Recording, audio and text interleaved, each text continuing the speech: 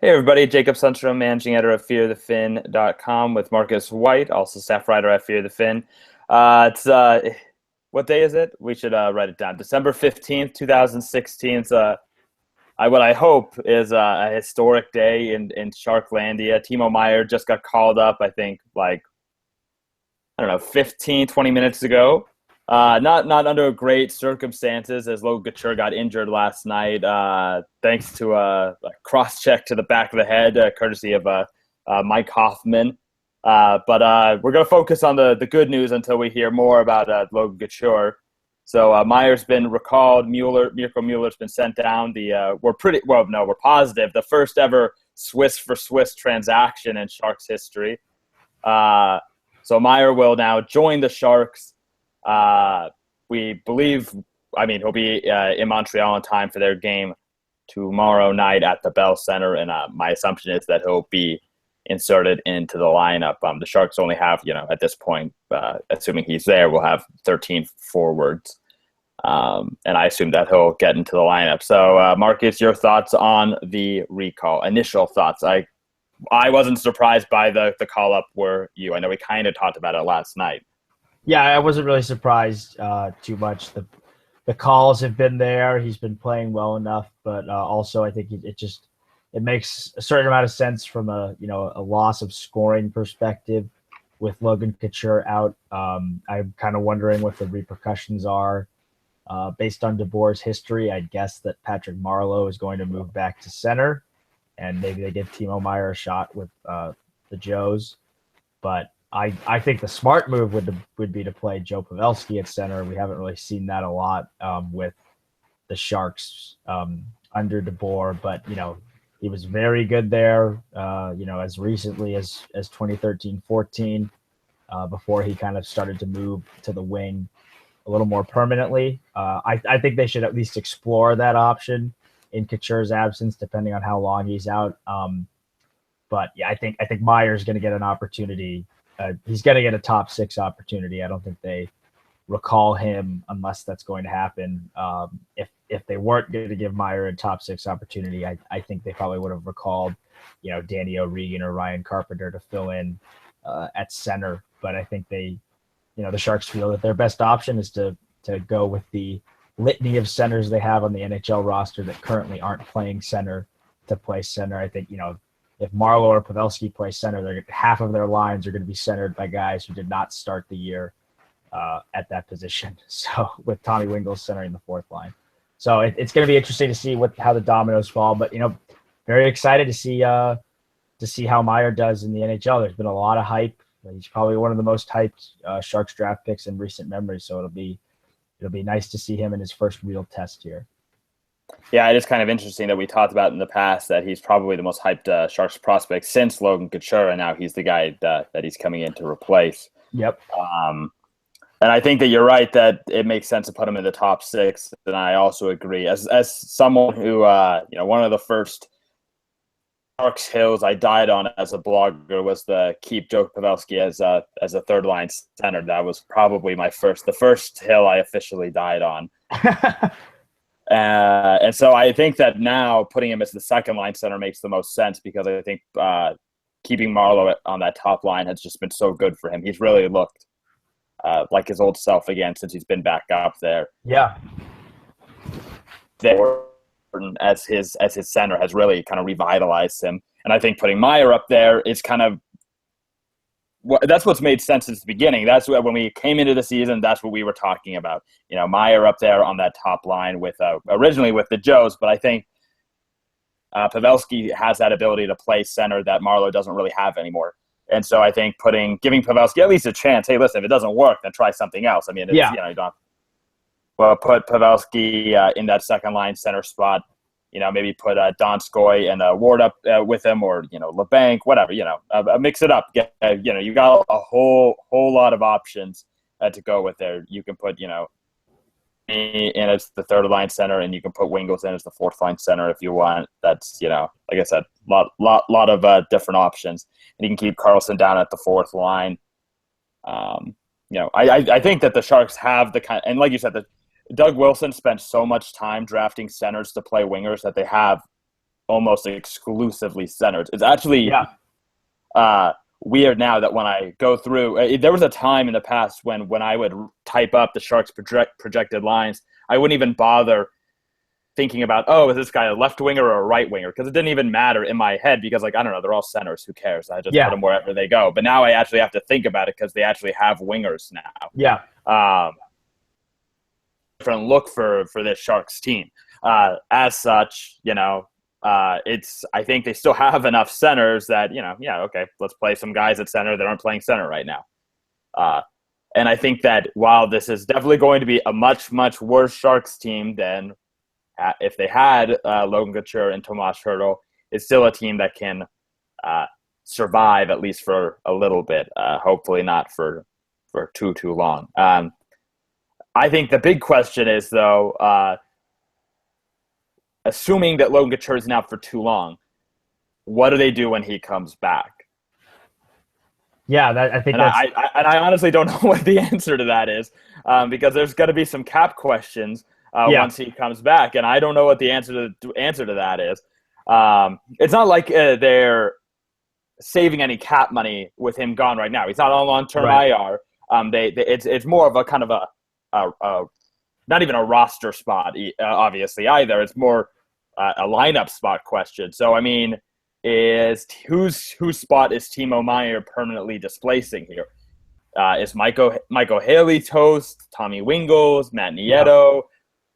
Jonas Donskoi got benched last night, and it was not immediately clear if that was a healthy scratch or an injury thing. I assume mostly because of the Couture injury. Rest at all.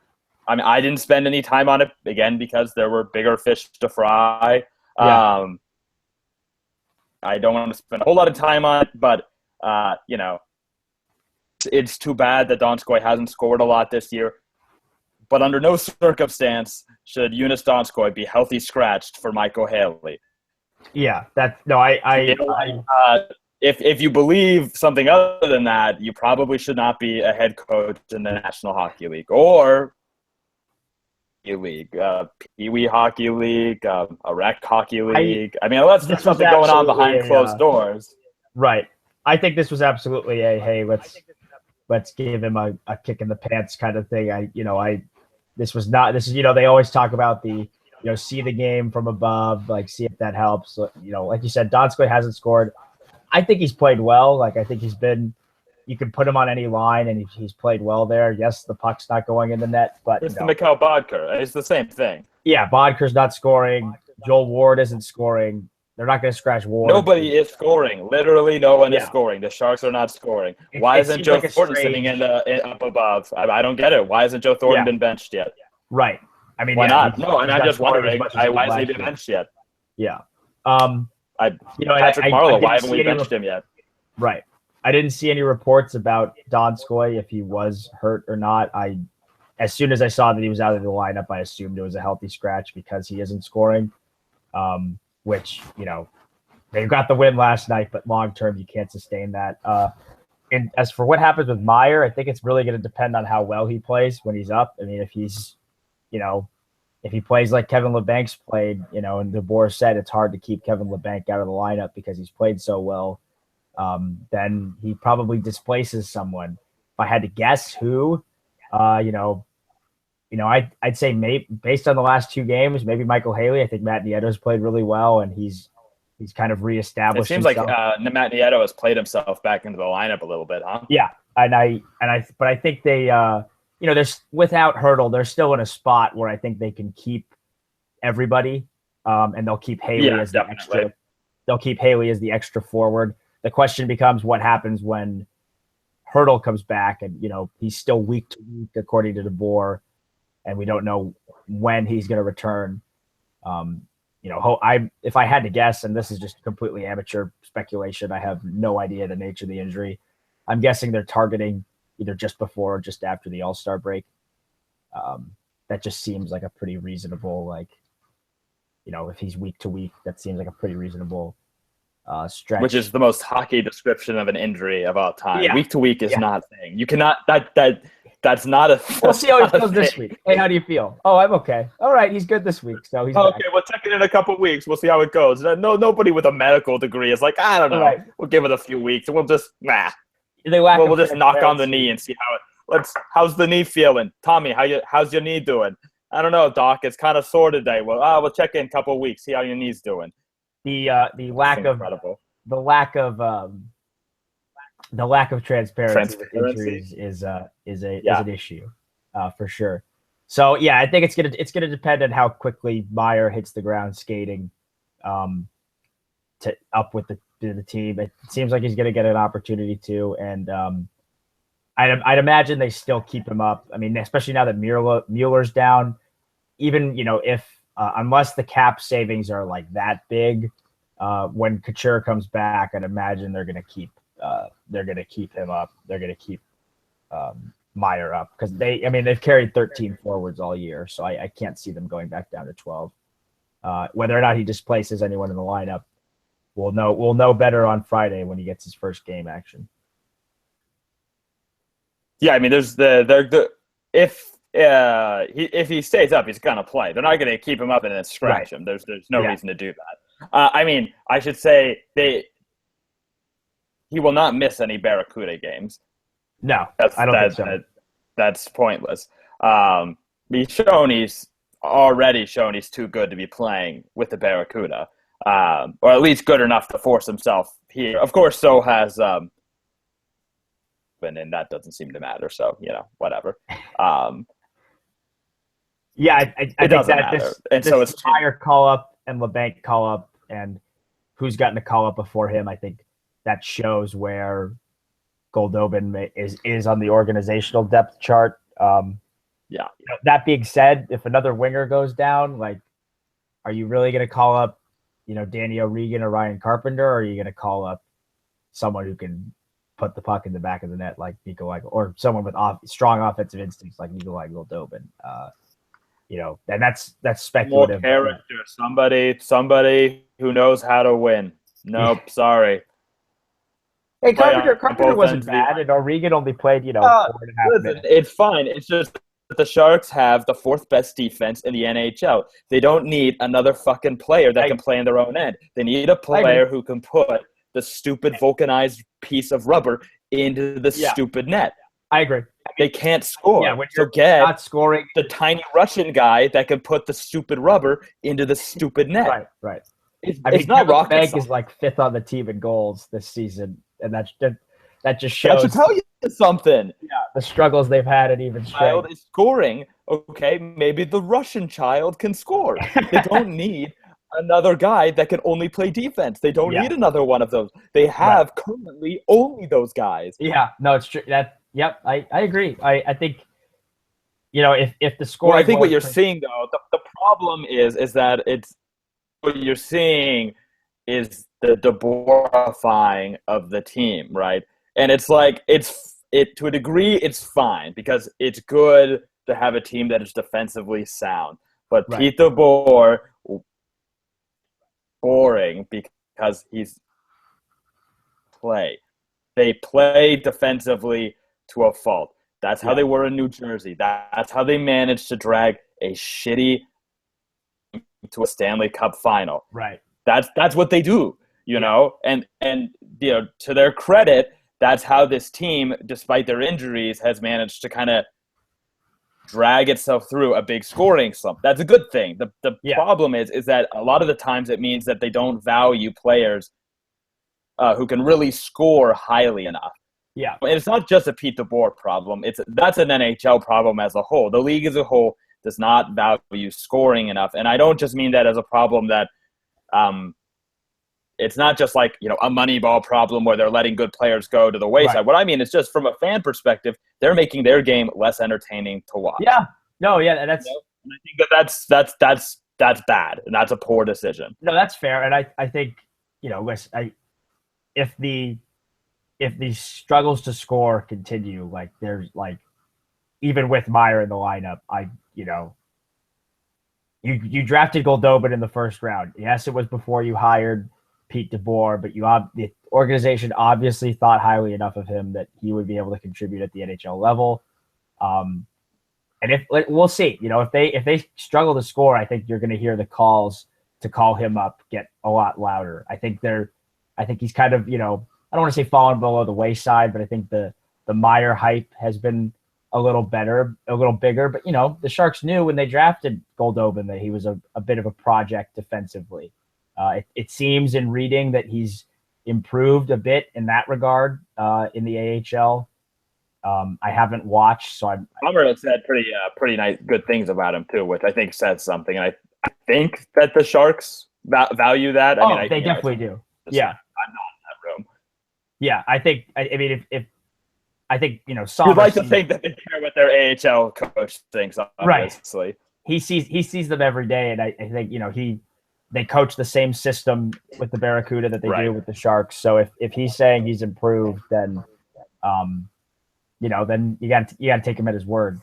But it's going to be interesting to see. I'm excited to see what Timo can do. I'm excited to see if it gives them a little bit more scoring pop, because LeBanc has taken the bull by the horns, so to speak, and really established himself. And if Timo can do that, it gives them good problems to have.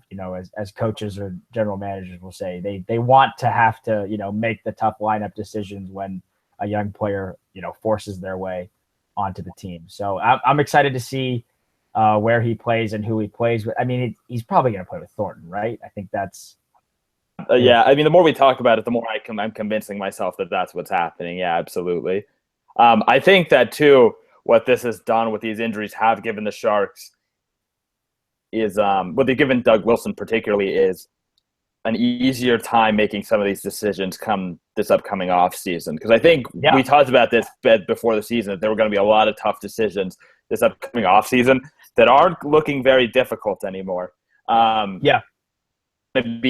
It's not really a changing of the guard so much as it was kind of like, a little transition period where there were going to be some young guys coming up, and we weren't really going to be sure how those guys were going to fit in, who was going to be moving on, who wasn't. And now it's kind of like, hey, we know we can move on from Tommy Wingles. We know we can move on from Michael Haley. We know we can move on to Kevin LeBanc, to Timo Meier. We can give guys like Ryan Carpenter a longer look in training camp. We know Danny O'Regan is a guy that maybe needs more time in the AHL. We know, we're going to find out now so much about some of these guys that we thought we weren't going to know. I kind of thought that, okay, we were going to know about Meier. Yeah, sure. I didn't really think we were going to know that much about the Kevin LeBancs of the world. No. Maybe late in the season, even then, maybe like a few games, and that was kind of it. We were going to find out next training camp, and who knows? We'll worry about that when we get there. But now it's like, well, we know now. We know who these guys are, at least to an extent. So I think not only are they getting really valuable, experience now, this is actually really valuable, information for Doug Wilson as far as building next year's team, which I think not just bodes well for how the Sharks do during and obviously this postseason, should they get there, but also next season and next postseason, which is really, I think, kind of an exciting thing. Yeah, no, I think it's LeBanc, and it's still early, still a bit of a small sample size, but I think it's fair to say he's at worst played himself into a spot on next year's roster. I think next training camp he's probably he could lose his, if another young player comes up and takes his spot, he could lose it, but he's a guy I think next year you pencil in and say, okay, we have him, we don't have to worry, like you mentioned, some of their UFAs for next year.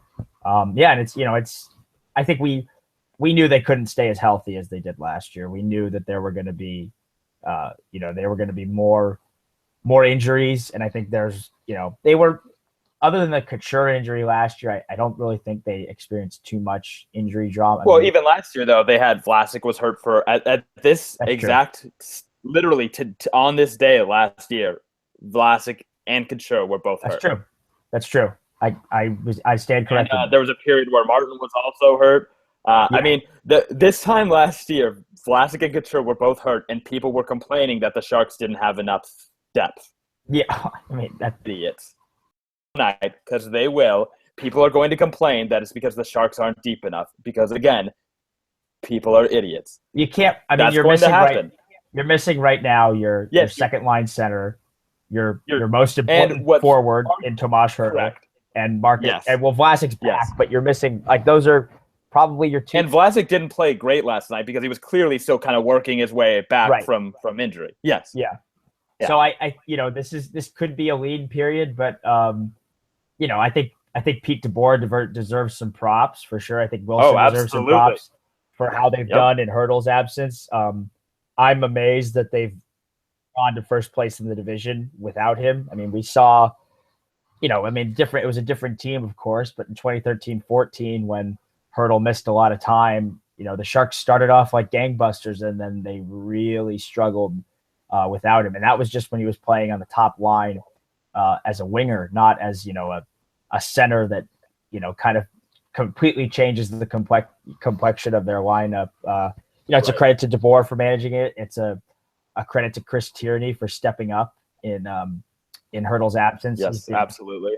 He's been really good. I think that assist he had against the Maple Leafs to Braun was just, we talked about his offensive instincts. The goal he had last night was terrific. Yeah, I think he's starting to because he was pretty good last year. Rookie year had some struggles. He's really starting to establish himself. Playmaker. He's not great, really. He's not great at anything else. He's above average as a playmaker, and he's fine at pretty much everything else. Yeah, and that's. But he's really not screwed up at anything else, which is good. As a third line center, if you could. That's what he needs to be, basically. Yeah. Right. Exactly. Just go out there. It's kind of like it's like go out there, don't fuck anything up, kid. Yeah. All right, just you got it. All right, and don't screw up. His offensive instincts are good enough where you. Oh yeah, you'll take that upside all day. You put him with some good, especially players. On this team. Yeah, I mean, playing with Bodker and LeBanc last night, he looked really good, and who again both have looked. Both of them look like they should have. I mean, LeBanc has gotten some goals. Mikhail Bodker feels like he should have double-digit goals. The last two games, man. My heart breaks for that guy. Just against Ottawa, he looked literally like a man possessed. Yeah, I think the last two. He looked incredible. The last two games he's played really well. Against Toronto, I'm sorry, is the game I meant in particular. He looked good yesterday too, in fairness, but Toronto especially just looked fabulous. That piece you wrote the other day about his expected goals for being the highest of his career, I was shocked to read that.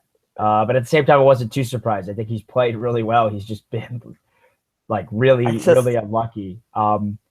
And that's the amazing thing. They have a lot of guys who aren't scoring, but they're so good defensive. They've been so good defensively. And, it really, we've seen so many teams. It starts on the blue line. So many great teams that have won or have made it, gone deep, have such good blue lines. And I think, Chicago, LA are being two, the mini dynasties where both start there. Yeah, absolutely. And, last year, or the last 2 years in the East, they haven't won, but you think about Tampa, they have a great blue line and they've, got on deep runs. It's nice. It's good that the Sharks have that defensive depth because I think that's really helped offset these injuries. Because in previous years when they've gone through these injuries, they didn't have the same depth on defense, and I think that's what really hurt the team. But when you've got, your tops, I think their top six is probably the best in the league. I think it's hard to argue. So too. Hard to argue with that at this point. How well Brent Burns is playing.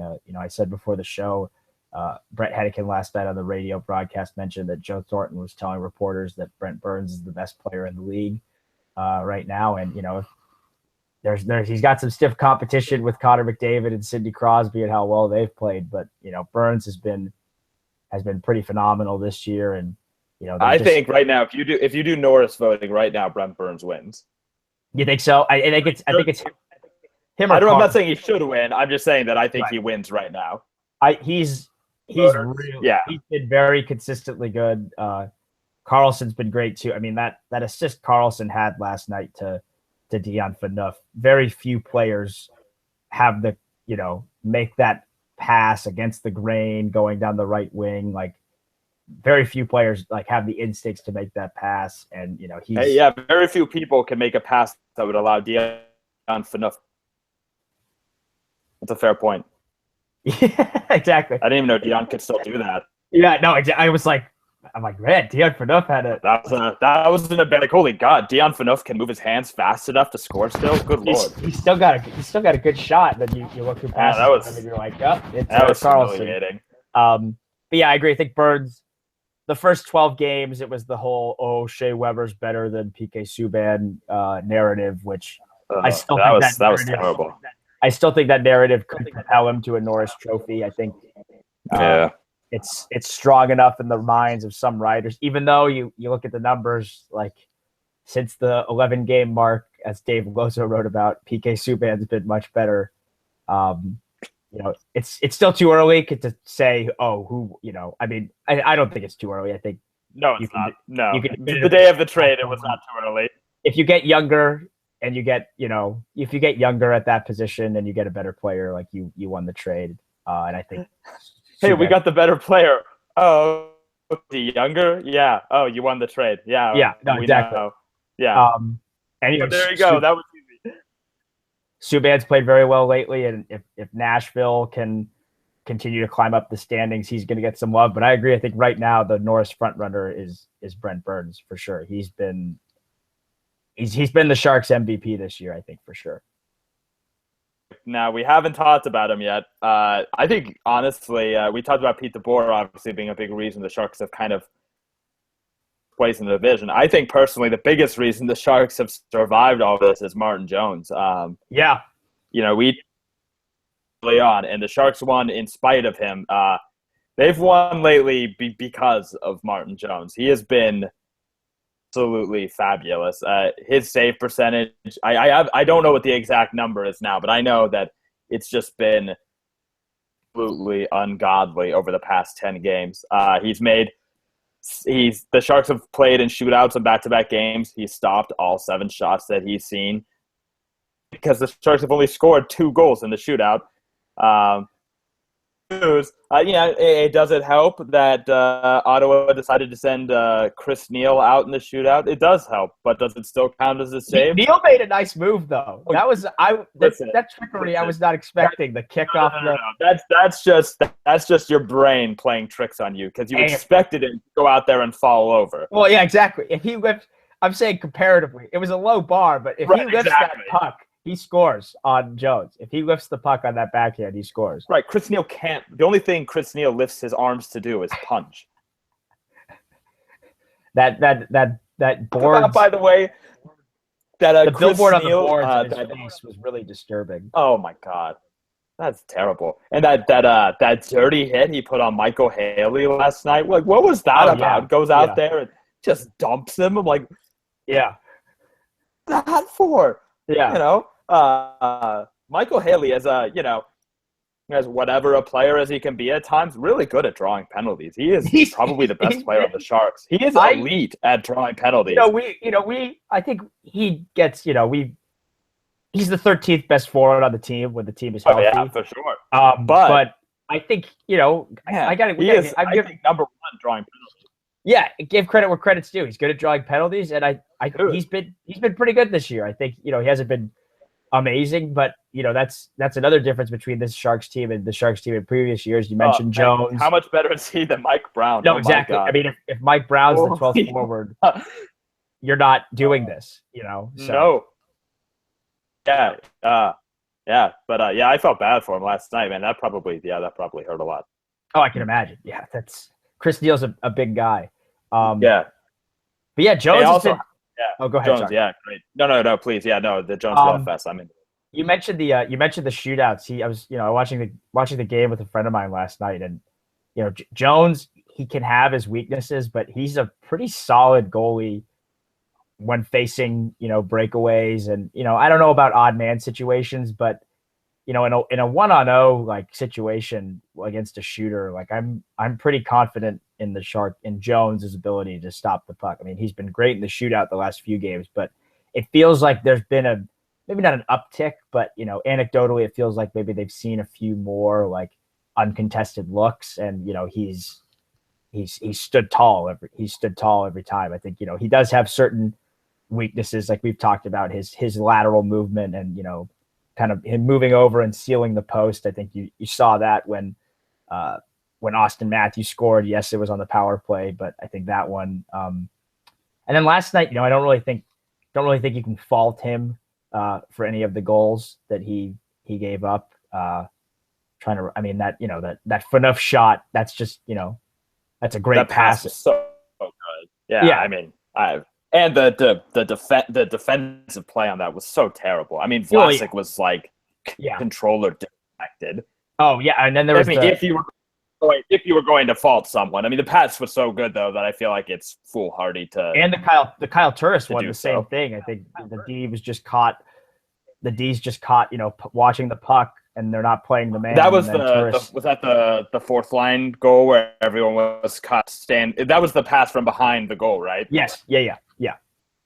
Yeah, and everyone's like turning around, staring at the guy that literally can't score. Yeah, they're all puck watching, and Turris just sneaks in. Good work, guys. Yes, he can't Nick Crosby. That's the only that can score from there. Yeah. Okay. And then the Bobby Ryan goal was a nice. He can't score there, idiots.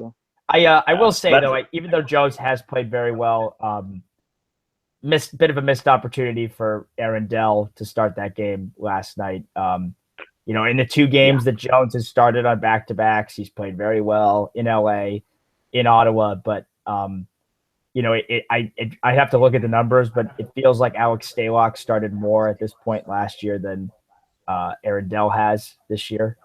And that's, I think Dell's better than Stalock. He might not be as good as James Reimer, but, I think Dell's been good this year. And I wonder if, I wonder what it is, if it's, it's early in the season, we can give, and, maybe we'll start to see Dell more after the All-Star break, or, when the schedule really starts to pick up and they just figure that it's early, we're injured, we need these wins. But, I also wonder too, is it a lack of confidence in Aaron Dell? Is Doug Wilson going to have to go out at the trade deadline and get a goalie again like he did last year? That would be such a waste of assets. I agree. I don't think they need it, but if the coach doesn't have, and this is speculative, I think DeBoer said that they're confident in Dell, that they feel like he can play, but I think it all honestly speaks more to their confidence in Jones. I just think they don't think that it matters playing him in a back-to-back. Yeah, that's fair. And maybe it doesn't. Maybe for Jones it doesn't matter. Yeah, possible. I mean, by and large, I think it does matter. But it is possible that there are goalies that it doesn't matter at all. I mean, I don't know.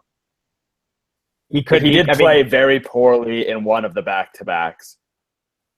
He's done it, I think, 3 times this year, right? Because he did against LA. He did it. There was one he played really poorly, and I don't remember which one. But one play it doesn't work like that. Obviously, playing very well in a back-to-back and then playing very poor. That one game does not. This, but I don't remember what it is. But one game doesn't prove or disprove a theory, obviously. No, exactly. Yeah, and I think. It's just kind of strange that they don't have, it is strange. I'm more confused by it than I actually care. Yeah, because I think Dell's played really well. I think it makes no sense. Dell was good. Percentage wasn't great against Carolina, but you look at the goals he gave up. A breakaway, that's when Brent Burns tries to dive, a diving poke check, and. Which they to do. They needed him to make a lot more saves than Cam Ward needed to make for the Hurricanes. He was under a lot more duress than Cam Ward was, and the Sharks got the win. So I think Dell's, he's up there in save percentage. If you have no minimums for starts or minutes, you can't because he's played 4 games. Yeah, exactly. It's really strange, and I wonder if the rubber's going to meet the road here at some point, if they're either going to, get another backup goalie or if they're just going to start him more. Because I don't think, how many games have they played so far? 30. I don't think starting Dell for 10 games out of 82 is a really good use of. I think there are very few goalies in the league that can play 70-plus games, and I don't think any of them should. Jonathan Quick does. Yeah, there you go. But I mean, but Jonathan Quick does, and if they think Jonathan Quick, they might do it. Yeah, I could On see it. TV, I think. I've done that before. Yeah. I mean, even Lundqvist. I'm not saying that they should do it, but right. you know. No, I could see that. I mean, I think he's probably going to end up by the end of the year having, I think Nabokov has the record for most starts in a season. I think he started I want to say he started 75 games in 07, 08. I think Jones is going to come in second this season in that. I have to look up the record, but I think that's a lot. I think he's going to start a lot of games if this continues. They could give Troy Grosnick a look. He's been good. He's back from injury and has played very well. Yeah, and that's the it's nice that they have the depth, but it's I think Dell's he's fine. He's a good backup goalie. You could play him. I don't think they need to. That will be interesting. I mean, if they don't, if Grosnick continues to play well and they're not using Dell, I do wonder if that's something we could see. I hadn't even thought of that, but that's an intriguing, interesting possibility. I honestly have no idea, and I don't know why nobody's asking about it either. To be honest with you, I don't know. Friend of the blog, I know why no one's. I think it's because of how well Jones played in the postseason last year, and I think there's a lot of stock that's put into that, and I think people think that's his. That's his base. They think that's his baseline, but I don't think that's his baseline. I think that's his peak. Obviously. Yeah. Oh, right. Oh, okay. Right. Okay. All right. Well, anyway, so the Sharks play tomorrow night, or tomorrow afternoon, I guess. And then is that a Sunday game, I believe, against? Yes, Sunday in Chicago. Is that a night game or is that one of those matinee things? It's a night. It's a 4:00 Pacific start, I believe, 4:30. Okay. All right. So then we'll probably do another one of these maybe on Monday once the old Sharkarinos to the Bay Area. The West Coast. Yeah. The West Coast. Right. They do actually come back to the Bay Area, right? Did I make that up? They do. Yeah, they play the Flames on Tuesday. All right. The Chicago game's the last game of their road trip, and then they have. Okay. You didn't look at me, but you kind of looked towards the camera, kind of funny, and then I felt like I said something. No, not at all. Okay, so we're good. Okay. Whew. And then right. Then there's a little break for Christmas, and all right. Wow, great, amazing. I can't wait. Okay, great. Let's see. Is there anything else to hit on? I think that's it. I'm trying. I mean, they're going to play Carey Price tomorrow, and then, Corey Crawford's out, but Scott Darling has just decided to be the darling of NHL goaltenders in Crawford's absence. Okay, that's fine. I just want to make the punt. Okay. I was going to ask what size you wanted your Timo Meier jersey in for Christmas, but you're not getting one now. That's fair. That's fair. So you can follow this asshole on Twitter at I don't even remember what your Twitter handle is. At Marcus P. White. At Marcus P. White. Yeah. Was Marcus White taken? Yeah, I guess it was. It's probably a pretty common. Yeah, no, I think it was. I was before I had Marcus P. White. I had some I didn't have my name as my tag, so right. You had some 14-year-old email address name. No, yeah, that's all that needs to be set. Yeah, that's exactly right. It. Yeah, that's fine. I was 13 and 9 months when I made my Twitter account, so that's exactly the app description. Oh my god, I'm gonna die soon. You can follow me on Twitter at Jake Sundstrom because I was old enough to not want a 13-year-old's email address as my Twitter handle when I got. You can follow us on Twitter at Fear the Fin. Instagram at fear.the.fin, which please kill me soon. Highly questionable is checking out our Instagram. Yeah, they sure are. They should get an Instagram with it should just be a poppy picture a day. Oh, do they? Yeah, they're at highly questionable. I don't think most of their pictures are poppy. Yeah, no, it's great. Great. Oh wow, I should follow that. Okay, I'll follow that from the Fear the Fin account. Yes. Great. Okay. Well then, wow, there's still 9 people watching this shit. That's God bless you. miraculous. 10 now. Someone just joined. I'm so sorry. It's Timo time. Oh I'm wow, excited. it is. That's what time it is. We should make t-shirts. I Okay. like it. Oh hey, Fear the Fin nights on January 14th. If you haven't bought tickets yet, you should. Yes. You get to hang out with us. There will be beer. Yes. Hopefully, God, the way this is going, hopefully something a lot stronger than that. All right. We'll talk to you guys on Monday. Later.